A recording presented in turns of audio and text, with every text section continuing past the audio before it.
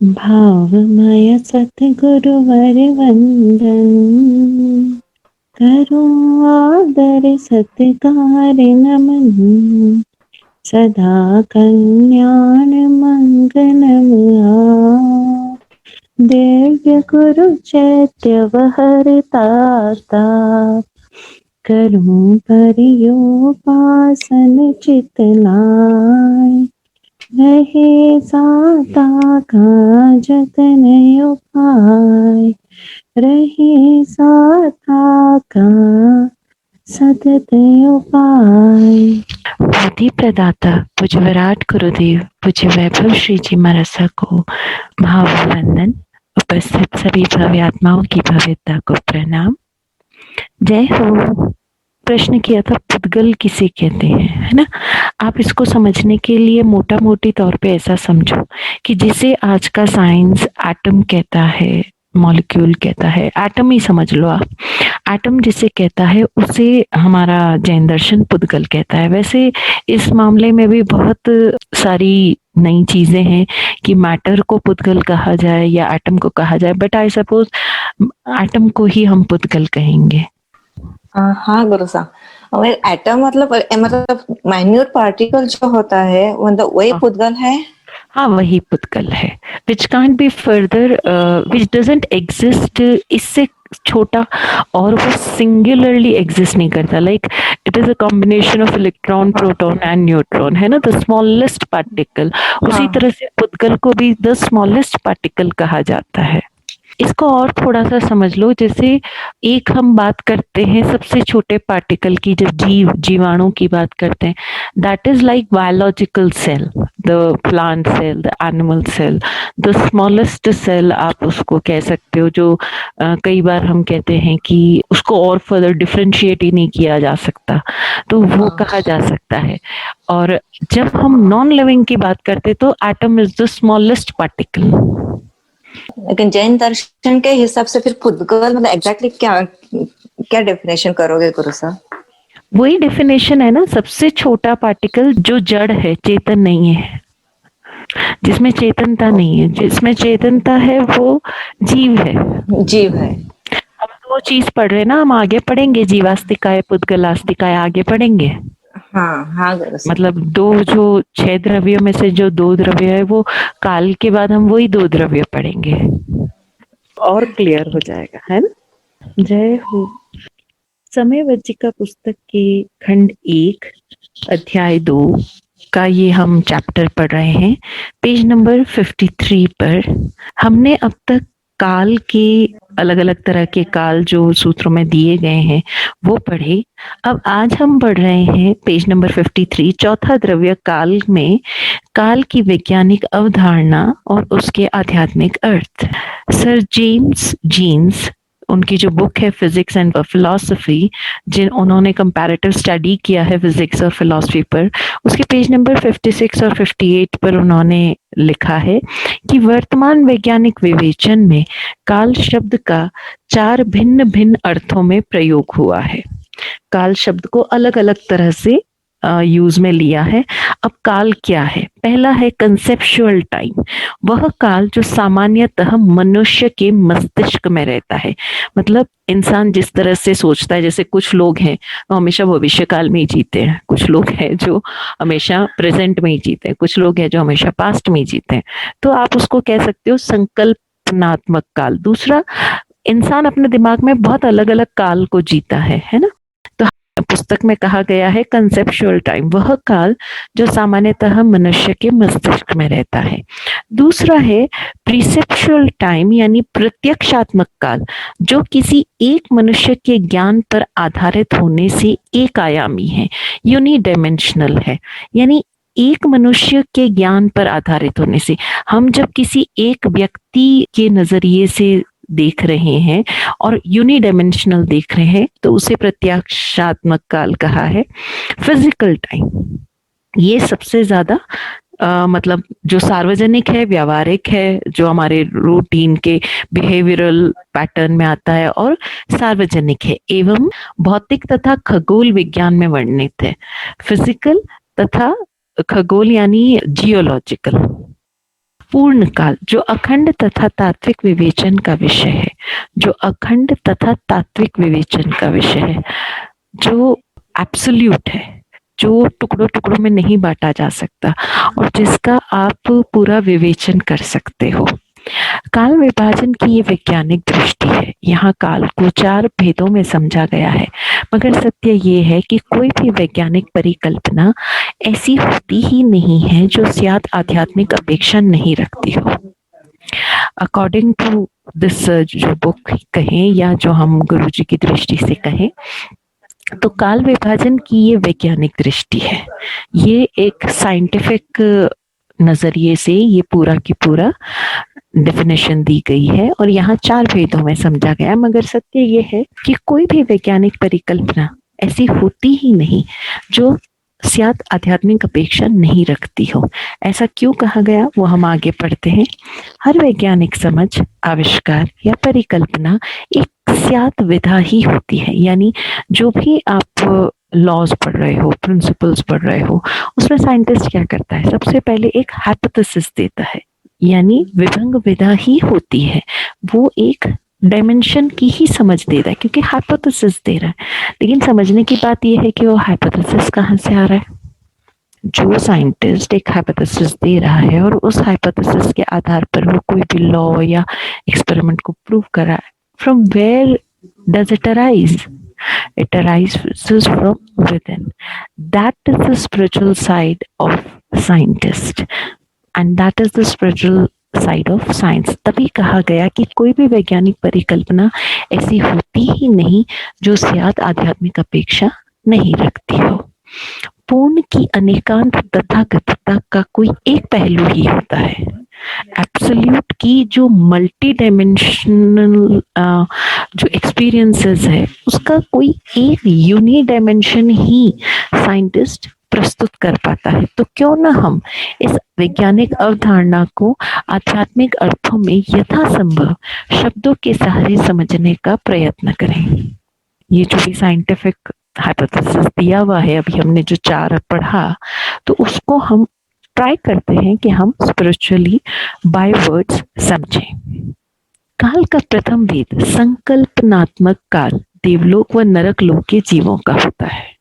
समझने वाली बात है कि ये देवलोक व नरक लोक के जीवों का होता है। ध्यान देना, क्यों कहा गया ऐसा? क्योंकि देव भूमि और नरक भूमि जो होती है वो भोग भूमि कही गई, कर्म भूमि नहीं कही गई। गुरुदेव स्पष्ट फरमाते हैं कि पूर्वों में भी ये वर्णित है, मगर उपलब्ध वांग्मय में ये जनसाधारण के लिए लुप्त हो चुका है। ये सर्वथा मानसिक होता है, प्योरली मेंटल होता है। जिस प्रकार अद्धा काल का आधार कर्म भूमि होता है, इस संकल्पनात्मक काल का आधार निर्जरा भूमि या भोग भूमि होता है। यह काल कार्मण शरीर के भीतर प्रवाहित होता है, जिसे वैक्रिय शरीरधारी जीव स्पष्ट जीते हैं। अब जिन लोगों को ये जानकारी नहीं है कार्बन शरीर की 5 तरह के शरीर होते हैं या किस तरह से निर्जरा होती है, वो आप इसको इस तरह से समझ लो, जो लोग बच्चे लोग जिन्होंने 25 बोल या और चीजें नहीं की उनके लिए शायद थोड़ा सा दिक्कत होगा। इसको इस तरह से समझ लो कि whatever you are living time mentally, that is called as the conceptual time. उसका फिजिकल टाइम से कोई कहीं कनेक्शन नहीं होता। और जिन्होंने ये पढ़ रखा है वो इसको इस तरह से समझो कि जो ये टोटली मानसिक है, जो देवलोक और नरक लोक के जीवों का होता है, वो इसको समझते हैं। और इसका आधार क्या है? निर्जरा भोग भूमि, निर्जरा भूमि, यानी वो सिर्फ अपने कर्मों की निर्जरा कर रहे हैं। और ये कहाँ बहता है, कहाँ ये स्पेंड होता है टाइम? कार्मण शरीर के अंदर। और कार्मण शरीर देवलोक और नरकलोक के जीवों का कौन सा शरीर रहता है? वैक्रिय शरीरधारी जीव। इसको स्पष्टतः जीते हैं। काल का दूसरा भेद प्रत्यक्षात्मक काल भावुक व्यक्ति की मानसिक धरा पर आधारित होता है। मनुष्य गहन कल्पना में इसे जीता है, जहाँ 1 सेकंड मात्र को एक देव या नार की वर्षों जीता है। ठीक इसके विपरीत कई 100 वर्षों को व्यक्ति यहाँ पलक निमेश में जी सकता है। इसे समझने के लिए हमें श्री कृष्ण सुदामा की ये पौराणिक कथा सहायता करेगी। अभी हमने पढ़ा था कि प्री सेप्शुअल टाइम हम किसे कहते हैं, जो एक मनुष्य के ज्ञान पर आधारित होने से एक आयामी है ना। तो एक आयाम में एक व्यक्ति कई बार इसको एक सेकंड में भी जी सकता है, एक पल में भी जी सकता है। तो इस स्टोरी को समझिए, हम एक माइथोलॉजिकल स्टोरी है, maybe it is helpful to us. कहते हैं कि सुदामा को अपने ब्राह्मणत्व और चारित्रिक क्रियाओं पर बड़ा गर्व हो गया था। उन्हें अपने अंतर की मानसिक कुंठाओं का आभास नहीं था। एक बार वे श्री कृष्ण के साथ नदी में स्नान करने के लिए गए। श्री कृष्ण बहुत ही चतुर व्यक्ति थे। वे मित्र होते हुए भी गुरु रूप थे। सच्चे गुरु कभी शाब्दिक ज्ञान पर जोर नहीं देते। वे तो घटनाओं, भावों और मौन प्रेरणाओं के आधार पर समझाने का पुरुषार्थ करते हैं। ऐसा ही कुछ उस समय हुआ। कृष्ण बोले, चल सुदामा, हम डुबकी लगाने का खेल खेलते हैं। जो पानी में सबसे ज्यादा समय रह सकेगा वह जीतेगा। सुदामा मान गए, क्योंकि वे जानते थे कि योग विद्या से साध्य इस खेल में श्री कृष्ण मुझसे नहीं जीत पाएंगे। राजकाज में जाने के कारण इन दिनों योगाभ्यास उनसे छूट गया है, अतः मैं तो कुछ सेकंड ज्यादा ही पानी में रह सकूंगा। खैर, दोनों ने एक साथ डुबकी लगा दी। देव योग से डुबकी लगाने के साथ ही सुदामा समय के दूसरे धरातल में पहुंच गए। उन्हें लगा कि वे एक नवयौवना स्त्री है, धोबी की बेटी है और नदी के किनारे कपड़े धो रही है। तभी एक सुंदर युवक कहीं से वहां आता है। दोनों की आंखें मिलती है और दोनों को प्रेम हो जाता है। परस्पर वार्तालाप होता है और पारिवारिक परिचय का आदान प्रदान होता है। कुछ दिनों पश्चात घटनाएं कुछ ऐसी बनती है कि उनकी सगाई और विवाह भी हो जाता है। कई वर्ष गृहस्थी निभाते निभाते 11 बच्चे हो जाते हैं और ऐसी स्थिति हो जाती है कि आर्थिक दृष्टिकोण से गृहस्थी निभाना बहुत मुश्किल हो जाता है। मन बहुत अशांत रहने लगता है, मगर करे भी तो क्या। दर्जी का बेटा, जब तक जीना तब तक सीना, और धोबी का घाट जब तक होना तब तक धोना। एक दिन वो धोबिन इन्हीं विचारों के उधेड़बुन में बुझी बुझी कपड़े कूट रही थी कि अचानक नदी में बुलबुले से उठे और उसने देखा कि श्री कृष्ण उसमें से निकले और वो निकल कर बोले, देख सुदामा, मैं जीत गया ना। युवती ने अवाक श्री कृष्ण को देखा और फिर अपने आप को देखा और हक्की बक्की सी रह गई। उसने अपने आप को सुदामा पाया, जैसे कोई सपना था और टूट गया हो, स्मृति शेष रह गई हो। आध्यात्मिक पुरुष कहते हैं कि इस प्रकार पलक निमेष में ही हम जाति स्मरण ज्ञान को भी उपलब्ध हो सकते हैं और पुनः समय के अथाह धरातल पर भी आ सकते हैं। हमने ये चीज कई बार पुस्तकों में पढ़ी होगी कि वो ये घटना देखी या एक व्यक्ति को देखा और उसे जाति स्मरण ज्ञान हो गया। तो व्हाट इज दैट? वो एक पल में ही उनको पूरा की पूरा अपना वो जीवन याद आ जाना, उसको यहाँ पर प्रत्यक्षात्मक काल कहा गया। काल का तीसरा भेद भौतिक काल है। इसे अद्धा काल कहा गया है। ये भौतिक काल मनुष्य की गणना के बावजूद सैद्धांतिक व्यवहारिक काल अर्थात क्षण है, जिसे समय भी कहते हैं। यह आध्यात्मिक साधना की अपेक्षा से समझाया गया है कि आत्म प्रत्यक्षता की अपेक्षा से क्षण ही वास्तविक काल है, जबकि इंद्रिय प्रत्यक्षता की अपेक्षा से कलना अर्थात इंद्रिय गणित ही, इंग्लिश में कहेंगे कैलकुलेशन ही वास्तविक काल है। और इन दोनों ही आयामों की उपस्थिति मात्र ढाई द्वीप में है, जहाँ गणितीय मस्तिष्क वाले मनुष्य रहते हैं। ये तो आपको इजीली समझ आ गया होगा कि जिसको भी हम प्रिंसिपली या बिहेवियरल प्रैक्टिस में जिसे हम टाइम कहते हैं यानी मोमेंट कहते हैं, समय कहते हैं, वहां पर हमने ये तीसरा भेद भौतिक काल कहा। यह आध्यात्मिक साधना की अपेक्षा से समझाया गया कि आत्म प्रत्यक्षता की अपेक्षा से क्षण ही वास्तविक काल है। आत्म प्रत्यक्षता की अपेक्षा से क्षण ही वास्तविक काल है। काल का चौथा भेद पूर्ण काल है, अर्थात काल की एकांत समझ। जिस प्रकार आत्मा के बारे में कहा गया है कि ये अपने आप में पूर्ण है, उसमें से ना कुछ निकाला जा सकता है ना कुछ जोड़ा जा सकता है, फिर भी पूर्ण में पूर्ण जुड़े तब भी पूर्ण और पूर्ण में से पूर्ण घटे तब भी पूर्ण, एब्सोल्यूट टाइम। ठीक इसी प्रकार ये काल समय है, पूर्ण है। शेष सब काल द्रव्य के भेद स्याद सत्य है। शेष सब काल द्रव्य के भेद स्यात् सत्य है। सिर्फ एक ये जो चौथा भेद हमने समझा, पूर्ण काल, एब्सोल्यूट समय, वो कंप्लीट है। वैज्ञानिक मानते हैं कि ये पूर्ण काल तात्विक विवेचन का विषय है और हम कहते हैं कि ये आत्मानुभूति की बात है। इस आत्मानुभूति के आप्त हो जाने के पुरुषार्थ को सामायिक कहा गया है। विराट गुरुदेव का कहना है कि ये जो पूर्ण काल है, एब्सोल्यूट टाइम है, ये केवल आपके एक्सपीरियंस की बात है और इस एक्सपीरियंस का जो एफर्ट है वो हम सामायिक के दौरान करते हैं, जो प्रैक्टिस करते हैं वो सामायिक है। ये चारों चीजें समझने की है। दर्शन समय में जीने की बात करता है। भगवान महावीर कहते हैं समय को जानो और सह में जियो। समय को ही क्षण भी कहा गया है। आचार्य सूत्र कहता है क्षणम जाना ही पंडित, अर्थात जो क्षण को जानता है वो पंडित है। क्षण को यानी समय को जिसने जान लिया वो पंडित है। इस क्षण को समझने के लिए हम पहले आकाश को समझें, स्पेस को समझें। आकाश समस्त लोक का आधार होने के कारण एवं इसमें अवस्थित पौद्गलिक पदार्थों के कारण हमें 3 आयाम में भासित होता है। स्पेस हमें 3 डायमेंशंस देता है, लेंथ, ब्रेड्थ एंड हाइट, जिसे हम लंबाई, चौड़ाई और ऊंचाई कहते हैं। परंतु वैज्ञानिकों के हिसाब से काल उसी आकाश का चतुर्थ आयाम है। साइंटिस्ट काल को स्पेस का ही चौथा डायमेंशन मानते हैं, जबकि जैन दर्शन के अनुसार आकाश की यानी स्पेस के 3 डायमेंशंस हैं और जो समय है वो अपने आप में एक अलग डायमेंशन है। विज्ञान इसे सृष्टि का चौथा आयाम, 4th डायमेंशन कहता है, मगर हमारे हिसाब से काल एक स्वतंत्र द्रव्य है, इंडिपेंडेंट है, स्पेस पर डिपेंडेंट नहीं है, जो मात्र गहराई, डेप्थ, कालाई का गुण लिए हुए है। इसी की वजह से किसी भी पौद्गलिक संरचना का एक ध्रुव भूत में होता है तो दूसरा भविष्य में।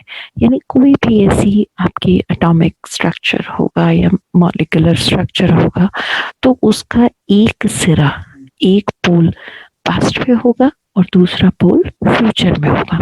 हम किसी भी घटना के भूत ध्रुव को भूत और भविष्य ध्रुव को सत्व कहते हैं।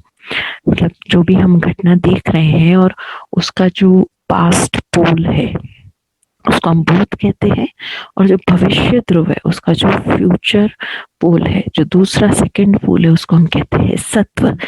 जीव के प्राण, हम 3 चीजें बोलते हैं ना, प्राण, भूत, सत्व। तो भूत क्या हुआ? पास्ट। सत्व क्या हुआ? फ्यूचर। और जीव के प्राण, जो प्राण है वो कहाँ रहेंगे? प्रेजेंट में। जीव के प्राण तो हर समय वर्तमान क्षण में ही होते हैं, इन द प्रेजेंट मोमेंट। मगर चित्त जो है उसका, जो उसका साइक है, वो कहाँ डोलता रहता है? पास्ट और फ्यूचर में, भूत और सत्व दोनों में व्याप्त रहता है। मगर वर्तना जितनी भी होती है वो स्यात् क्षण में होती है। अतः पुण्य व पाप का कारण भी ये क्षण ही होता है।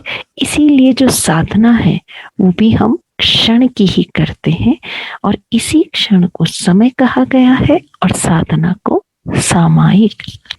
तो ये काल को हमने अलग अलग डायमेंशन से समझा, आध्यात्मिक अर्थों में भी समझा, साइंटिफिक अर्थों में भी समझा। फिर उसके बाद हमने ये भी समझा कि इन दोनों का कैसे कंपैरिजन है और दोनों कैसे एक ही बात कह रहे हैं, लेकिन कहने का तरीका थोड़ा सा अलग है, जो प्रेजेंटेशन है वो अलग है। अब हम इन दोनों का कंपैरेटिव या दोनों की साथ में स्टडी करें, रिलेटिव स्टडी करें टाइम एंड स्पेस की। वैसे काल अपने आप में एक परिपूर्ण तथ्य है। इसे न तोड़ा जा सकता है, न जोड़ा जा सकता है, न पकड़ा जा सकता है, न छोड़ा जा सकता है। इसका गुण गहराई है और इसका विपरीत रूप आकाश है। विपरीत रूप मतलब एक पोल पर अगर हम टाइम को पढ़ रहे हैं तो दूसरे जो ध्रुव है या इसका जो दूसरा रूप है, या तो आप समय के आयाम में देखोगे और या फिर आप आकाश के आयाम में देखोगे। अतः सांसारिक दृष्टिकोण के अनुसार काल आकाश का विपरीत एहसास भी है और विपरीत ध्रुव भी, यानी 4th डायमेंशन भी है। जिस प्रकार चुंबक के दो विपरीत उत्तरी व दक्षिणी ध्रुव चुंबक में ही होते हैं, मतलब एक मैग्नेट होता है, यू कैन डिफाइन कि ये यहाँ तक उत्तरी ध्रुव है या यहाँ तक दक्षिणी ध्रुव है।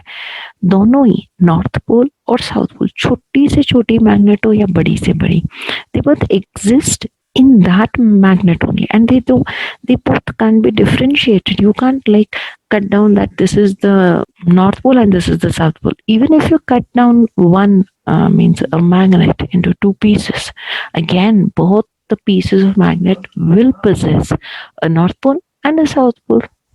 आप चाहे नॉर्थ पोल से काट दीजिए मैग्नेट, चाहे साउथ पोल से, even then both the poles they will possess means both the parts of the magnet they will possess the same north pole and the south pole. Similarly काल आकाश में समाया हुआ है, आप कहीं से भी उसको डिफरेंशिएट करने की कोशिश करो, but time and space are into one another.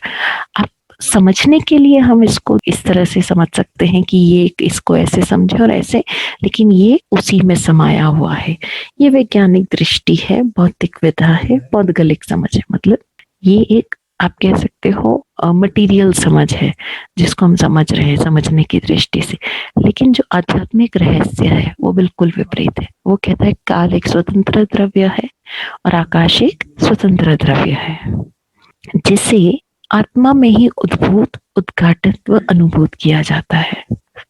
आध्यात्मिक जो स्पिरिचुअली ज्ञानियों ने कहा है वो क्या कहा है कि काल को आप आत्मा में ही उद्भूत, यानी उसी में उद्भव हुआ, उसी में जन्मा, उसी में उगड़ा हुआ, उद्घाटित हुआ और उसी में एक्सपीरियंस किया जाता है।